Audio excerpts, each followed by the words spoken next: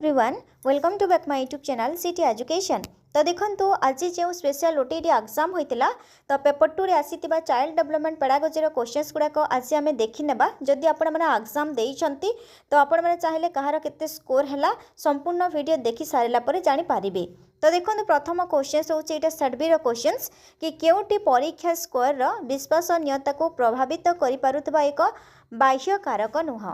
तो देखो अनुमान कार्य बी रे भूल करिवार भय, सी रे अधिक प्रश्न अंतर्भुक्त करवा, डी रे परीक्षार्थी मानक समान क्षमता। तो फर्स्ट क्वेश्चन आंसर सी आसीजिवो अधिक प्रश्न अंतर्भुक्त करवा।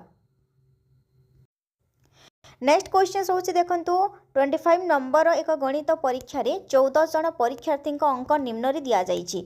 एहा को विवेचना करी गरिष्ठक निर्णय कर।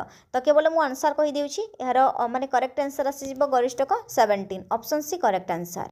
नेक्स्ट क्वेश्चन होची देखंतु 4 रे निकट में ओडिशा सरकार हरिजन शब्द को निषेध कर बदल में एससी किंबा अनुसूचित जाति व्यवहार करने को निर्देश देइछंती। एहा परिवर्तन आम संविधान रो क्यों धारा उपरे आधारित। तो करेक्ट आंसर आसीजिवो ऑप्शन सी 341।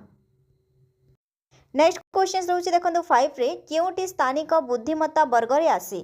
तो करेक्ट आंसर ऑप्शन से मनरे जिनिस गुड़ी को कल्पना करवा।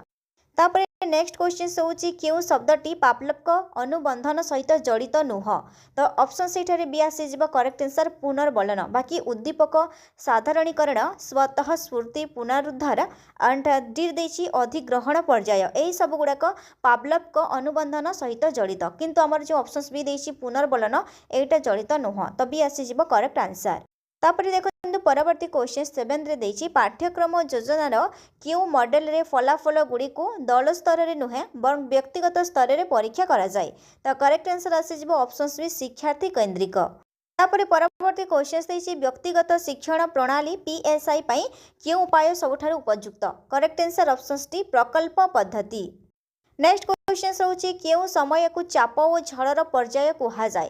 कैशोरावस्था, शैशवावस्था, युवावस्था, वृद्धावस्था। तो कौ समय को चाप और झड़र पर्याय कहा जाए। तो ऑप्शन से आसीजिवो कैशोरावस्था। तापर नेक्स्ट क्वेश्चन होची क्यों कमिटी विद्यालय से संपृक्त।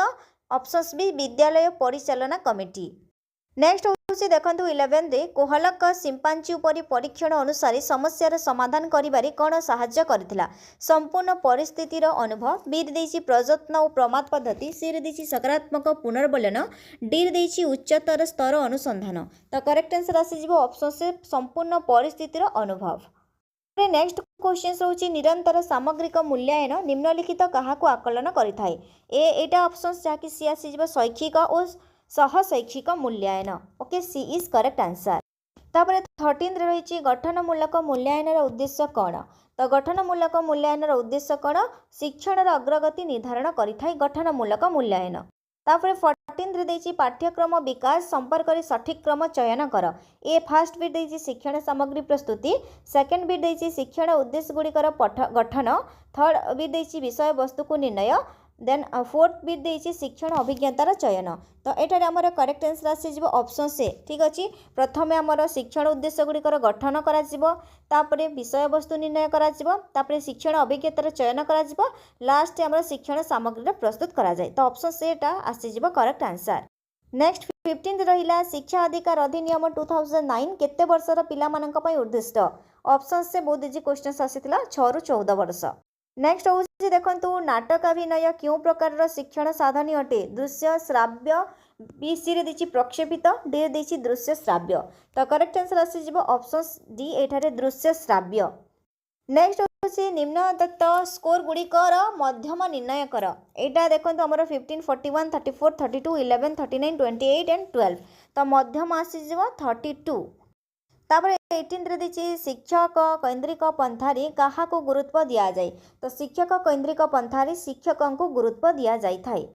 नेक्स्ट क्वेश्चन होछि फ्रॉइड का मानसिक यौन विकास तत्व अनुसार क्यों पर्याय यौन संधि सहित आरंभ हुए।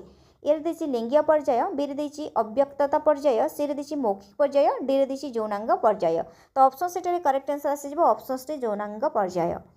20 रोचे शिक्षार्थी केंद्रिक श्रेणी कहा उपरे गुरुत्व दिए। कठोर नियम, बी रे देछि शिक्षक नियंत्रण, सी रे देछि शिक्षार्थी आवश्यकता और अंशग्रहण, डी रे देछि दंड।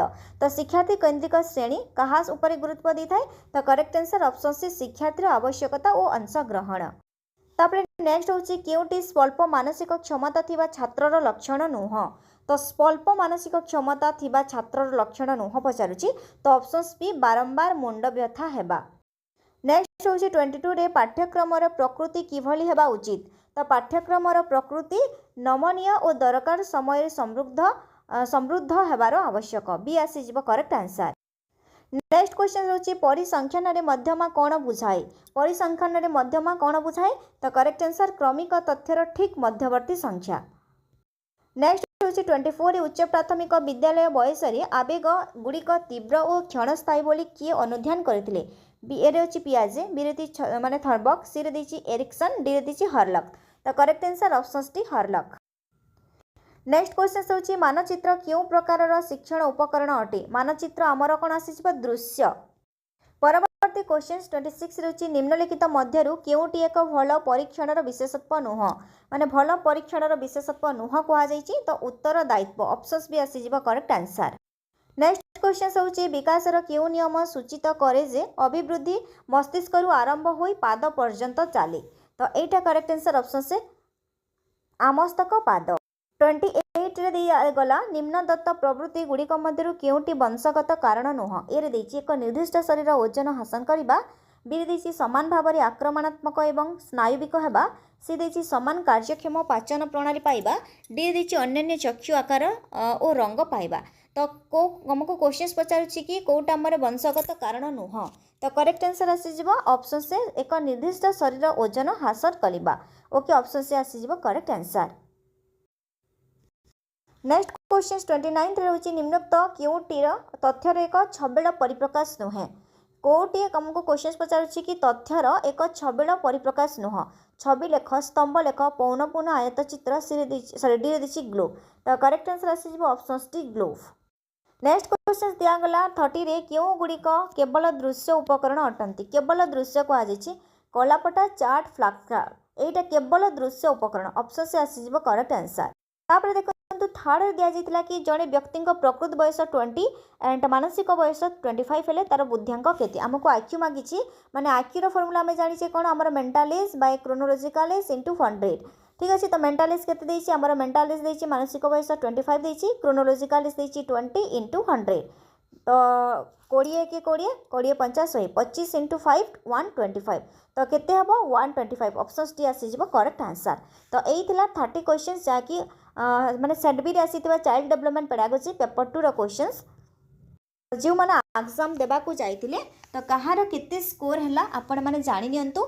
चाहिबे जदि आपण माने कमेंट सेक्शन रे मते जणाई पारिबे।